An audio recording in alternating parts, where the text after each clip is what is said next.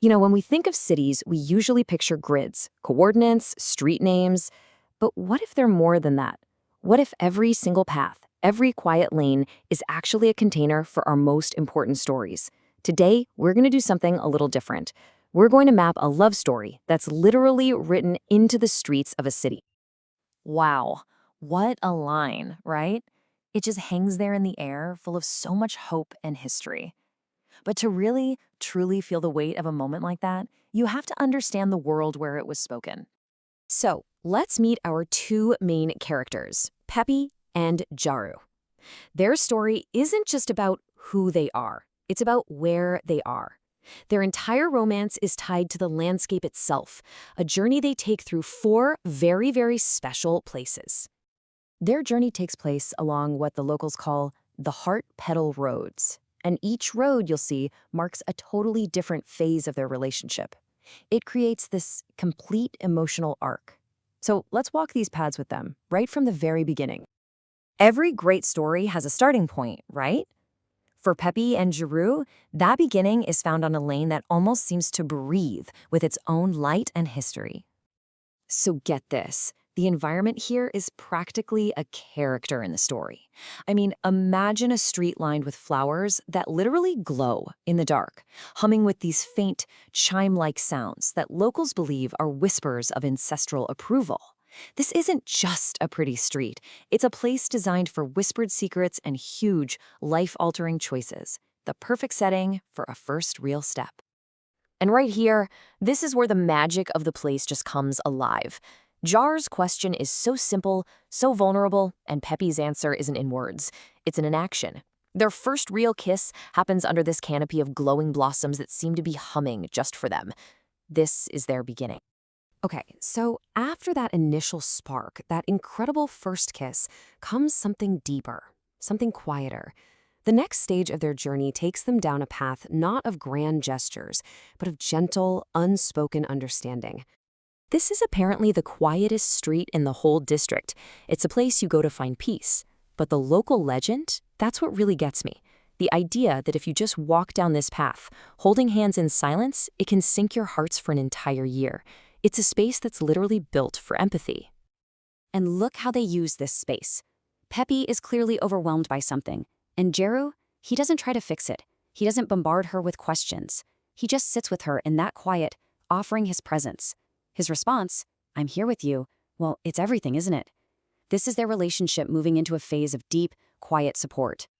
All right, so from that quiet understanding, we move to something a bit more public. This next road is all about ceremony, tradition, and starting to share a vision of the future. Okay, this is the road, the most photographed street in the district, and you can see why. For 500 years, it's been the traditional spot for noble wedding portraits. The air is literally filled with these pale pink petals that drift down and look just like a bridal veil. This place is just soaked in the idea of union and commitment. And boom, that brings us right back to that opening line. Now it makes sense. Standing on a road designed for weddings, surrounded by these petal veils, Jarru asks to see her as his bride, just for a breath. And her whispered, "Okay." It's not a legal vow, not yet. But it's a promise. It's a preview of a future that they can both suddenly see so clearly. So, where do you go from a promise like that? Well, you go to a place of pure sincerity, a place for dreams, a path that only reveals its true magic after the sun goes down. This final path, it's really special. The rare Naaluu flowers here only bloom in the moonlight, and local tradition says they bless sincerity. It's where you go to speak your truth, to dream about what's next, and to connect with something bigger than yourself. And in this incredibly sacred space, they make their real vow to each other. Jarru confesses that she is his future, and Peppi doesn't just accept it, she agrees to build it with him. It's a conversation that's basically blessed by the moonflowers, turning a powerful feeling into a shared plan. So when you lay it all out like this, you really see it, don't you? The whole emotional arc, from that first spark of connection to quiet understanding to a public commitment, and finally, to a shared vision for the future. These four roads aren't just places, they are their story. Now, their story is beautiful, and it's incredibly personal, But it doesn't happen in a vacuum. So let's do something interesting. Let's zoom out and see how these intimate little paths fit into the much larger world they live in.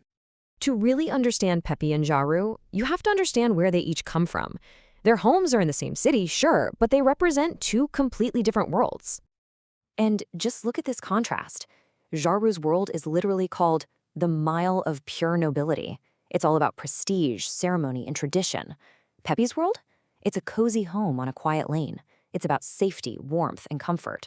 The roads they walk together, those are the bridges that connect these two very different lives.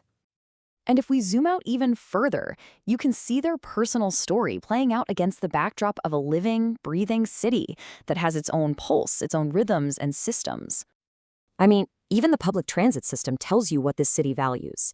You've got your normal lines for daily life, for commerce, for learning, but then you've got the Maroon line, and it only runs on festival nights and special ceremonial days. This is a city that weaves its traditions right into its basic infrastructure, the very systems that Peppi and Jarru have to navigate every single day. So let's bring this all home. What's the point of all this? Of mapping one relationship across this one fictional city? It's because a place, any place, isn't just stone and schedules. It becomes meaningful when it holds our memories.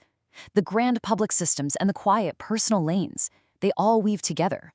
They become the map, not just of a location, but of a life, of a love story. So I'll leave you with this. Think about it for a second. That park bench where you had a life-changing conversation, the specific route you always walked home after a first date, the view from a certain window that saw you through a really tough time.